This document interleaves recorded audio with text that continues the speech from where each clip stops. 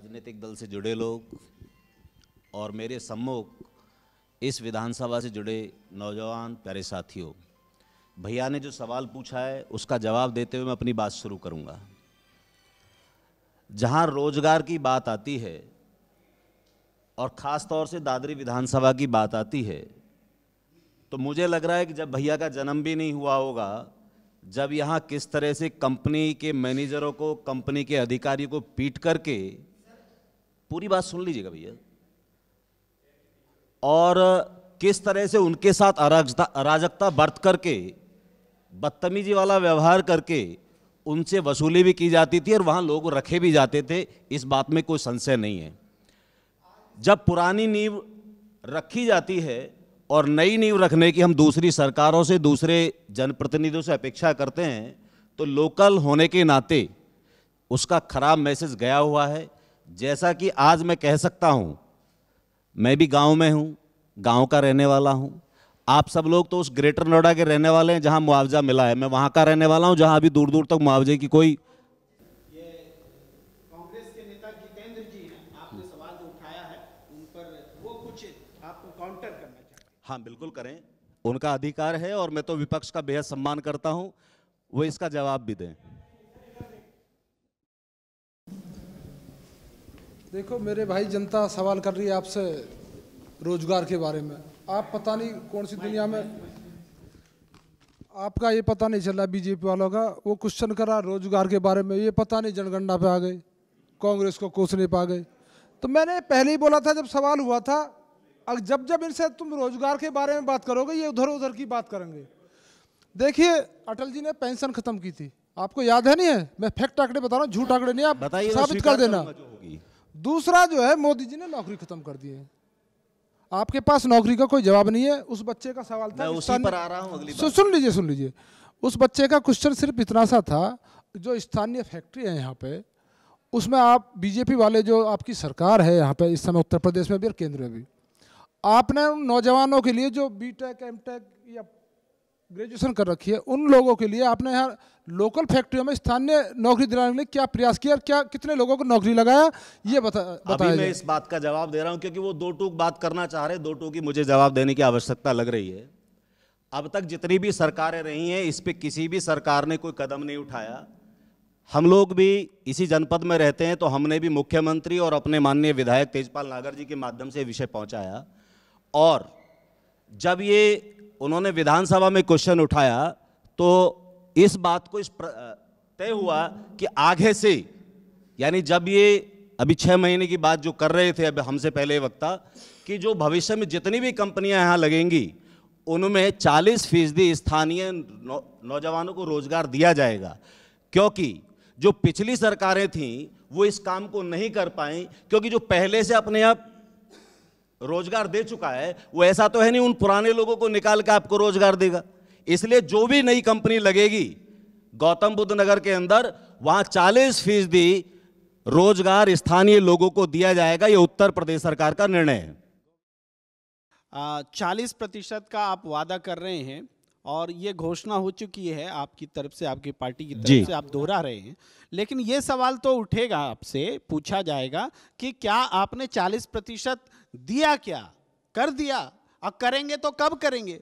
पिछले 6 महीने में मुझे आप उन कंपनियों की सूची बता दीजिएगा जिनका शुरू हुई है और 6 महीने में बनके तैयार हो गई हैं। आम आदमी पार्टी के AK सिंह जी हमारे बीच हैं, आप भी कुछ सवाल रखना चाहती हैं?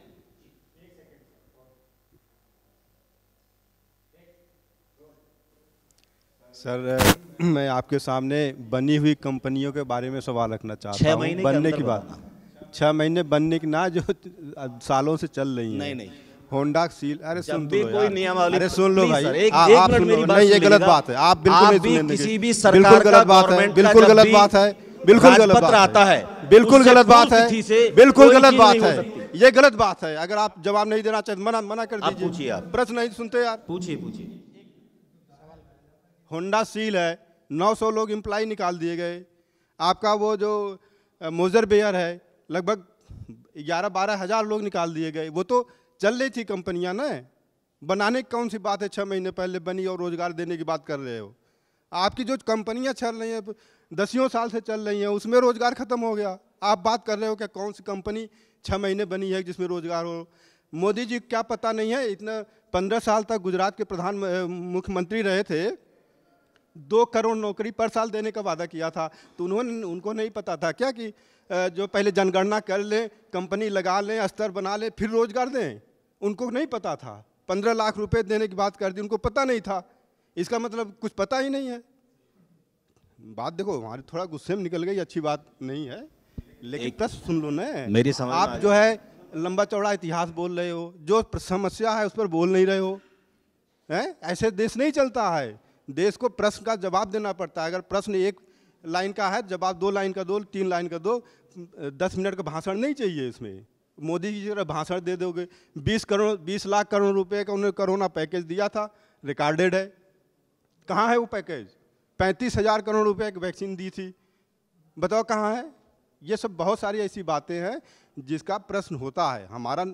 हम ये नहीं कहते कि कोई सरकार जो है फेल्योर है या नहीं। हो सकती है सरकारें फेल्योर हो, सारी सरकारें सब कुछ नहीं कर सकती, लेकिन जवाब तो सही तो दो। बिल्कुल AK सिंह जी, आपकी मैं बात से कुछ चीज़ों से सहमत जरूर हूँ, लेकिन मैं एक बात इसके साथ जोड़ना चाहता हूँ। ये हमारा जिस हम हॉल में बैठे हैं, इसका एक साइज है। कोई मुझे बता सकता है कि अधिकतम कितने लोग आ सकते हैं इस हॉल में? अरे भैया मैं बता रहा हूं ना, क्योंकि किसी भी सरकारी या प्राइवेट रोजगार की अगर हम बात करेंगे, मैं विषय पर ही आ रहा हूं। देखिएगा, होंडा CL कोई ऐसा नहीं है बीजेपी सरकार ने बंद की है, और ना ही मोजर बियर बंद की है। जब भी कोई कंपनी बंद होती है, मैं आपको उसके तथ्य फैक्ट में जा रहा हूं। हाँ, मैं वही बता रहा हूं ना, इसलिए हाँ, मैं वही बता रहा हूं।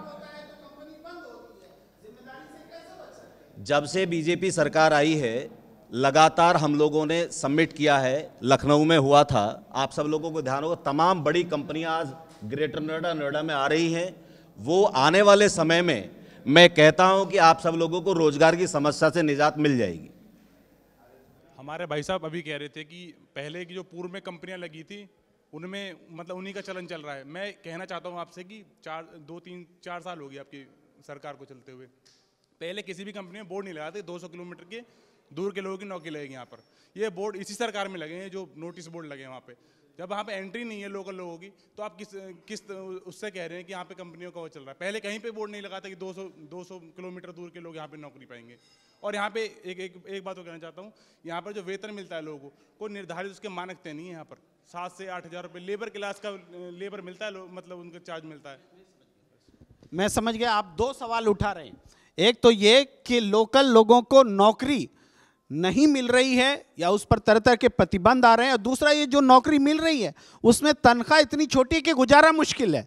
जी देखिएगा, मुझे लगता है कि मैं फिर वहीं से बात शुरू करूंगा जिस बात को आप समझना नहीं चाहते। जब भी कोई किसी के पास जिम्मेदारी आती है, आप मुझे जिम्मेदार मानते तभी तो सवाल पूछ रहे हैं। अगर आप मुझे जिम्मेदार ना मानते तो सवाल ना पूछते। इस नाते मेरी भी जिम्मेदारी बनती है आपको मैं सही बात और सही विषय से अवगत कराऊं। जिस समय मैंने अभी साइज की बात की है, नीति आयोग की भी रिपोर्ट आई है कि भारत सरकार के अंदर या राज्य सरकारों के अंदर लगभग कितने रोजगार सृजन किए जा सकते हैं। इसी तरह से प्राइवेट सेक्टरों में भी होता है, कितने रोजगार सृजन किए जा सकते हैं। सरकार ने इन सब समस्याओं से निजात पाने के लिए कौशल विकास योजना करके लेके आई है, और जिसके माध्यम से जो अनस्किल्ड युवा है, अभी बात कर रहे थे जिसको हम यहाँ पर नॉलेज पार्क में बैठे हैं। नॉलेज पार्क में बैठने के बाद हम लोग यहाँ से निकलने वाले बच्चों को रोजगार क्यों नहीं दे पाते? उसकी वजह यही है कि हम उनको शिक्षित तो कर देते हैं लेकिन स्किल्ड नहीं कर पाते।